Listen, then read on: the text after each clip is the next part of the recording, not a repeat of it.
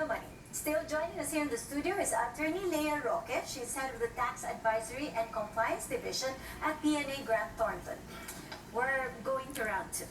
The holding company of the C Family SM Investments has been added to the FTSE for Good Index Series, an index managed by the London Stock Exchange unit, FTSE Russell, for its strong environmental, social, and governance or ESG practices. The index serves as a gauge for market players to assess sustainable investment products. Other global companies included in the index: Coca-Cola, Japanese electronics company Epson, and transport firm K-Line. For me, I think this is a great way for the Philippines to get known in the global market. It's very prestigious. What do you think should happen for more companies to go this route? One of the things that is happening right now is even in the SEC is requiring them to have sustainability reporting, so especially for listed companies. And we see a lot of companies being engaged with their sustainability reporting. So it's in they're aware of these things right now. It's not just getting your bottom line or enriching yourselves and then declaring more dividends. It's not. That's a very traditional and passe way of looking of how to manage your company. So with the SM being included there, as I said, it's very prestigious and it's something that other companies would want to emulate. I think immediately after they said that they were included in the FTSE list, their shares went up, right? So it's not just being good for the sake of being good, but it has an economic impact as well. When you look at the industry, the corporate sector, which companies do you think would be next in line to SM? Well, if you just see which companies are very active in talking about the sustainability. I'm surprised Ayala isn't. Ayala is very active. I think a few weeks ago, Ayala was discussing what their sustainability efforts and how their company is pushing for all of these things. So. But in the local market, do you see that there's much interest also from both institutional and retail investors when it comes to sustainability? I've heard a lot of some banks considering putting up green funds, and some funds being segregated by institutional investors to green companies or companies with a very good score in sustainability. So there is a niche. I don't know if it's you consider still it as niche right now, but there are funds and money being specifically invested into companies which have really good sustainability. Speaking of shifts, Japan overtakes China as the biggest creditor of the U.S. amid an intensifying trade war. Japan's holdings of U.S. bonds, bills, and notes jumped to $1.12 trillion, the highest level in over 2.5 years. China was previously suspected of debt hoarding, which some feared it could use as leverage in the trade war. Well, guess what? Now the biggest banker of the U.S. is Japan. For the U.S. actually. That's true. What are your thoughts? Well, because of the trade war, so we really see a shift, no? And I think a lot of people are rethinking about their borrowings from China. Even here in the Philippines, it has a lot of issues, no? So. But we are still borrowing from China. Well, you can't really get away from it, and China is one of our biggest investors right now, so that's really good.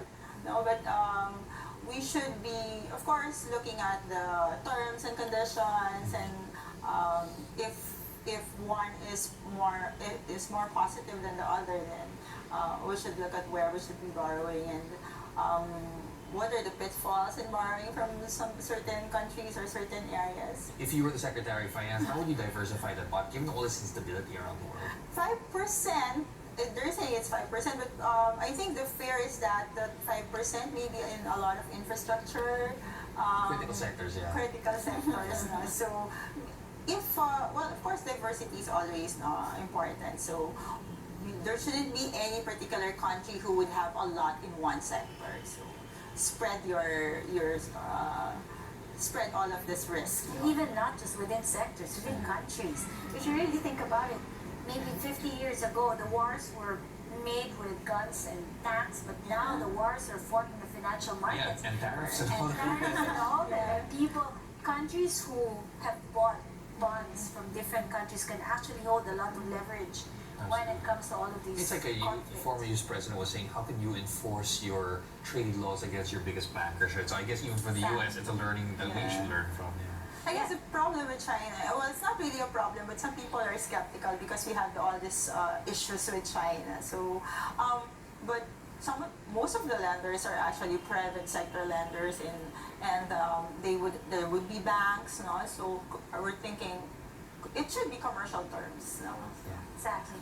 Well, the company behind the most magical place on earth, Disney, accused of playing magic tricks on its books.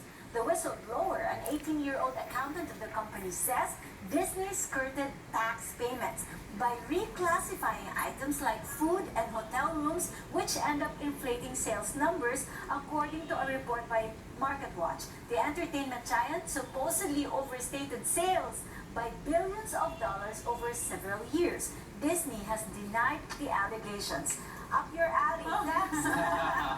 Another accounting It's such a fraud. venerable brand to have that. Yeah. Everybody's saying that you should really be concerned of what gets reported. No? Yes. So this one is another allegation, but we've seen history.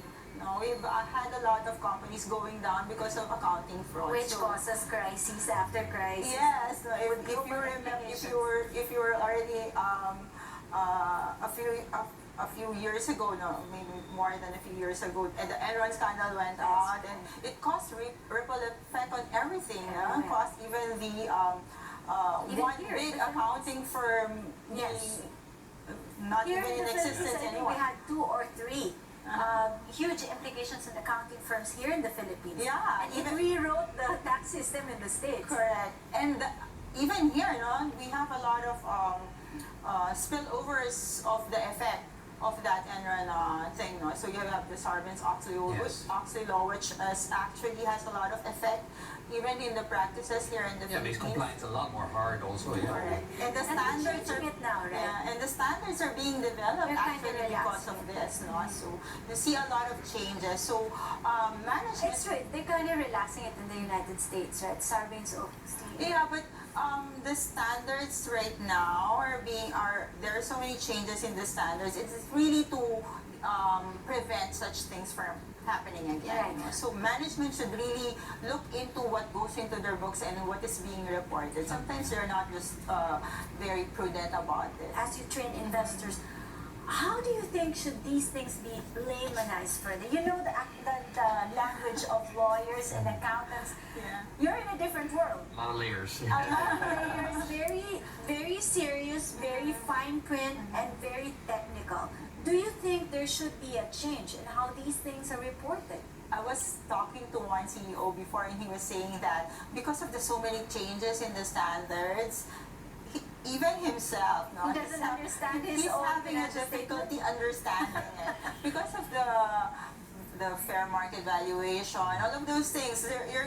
Before it was you just report the historical costs, no? Yeah. But now you have to do fair market valuation. You have to change them. You have to do reconciliation. So I get the feeling that we're all well-meaning. We want the world to be a safer place for retail investors, but by doing that, we have made things so much more difficult for the ordinary person to understand. And technical, And no? very technical. So I guess for companies, especially the listed companies, they should be able to come up with something which is understandable. Right. to the Amazon is the same thing. companies in Even the world. letter explains everything from Jeff Bezos. I think they're Very good simple. examples to learn from as well. They should be able to communicate to their investing public on what the investing public should be looking at. And not the smallest retail So investor. if that happens, no more Disney allegations. Well, up next, we'll hear today's batch of entrepreneurs as they pitch their businesses and brands. Don't go away.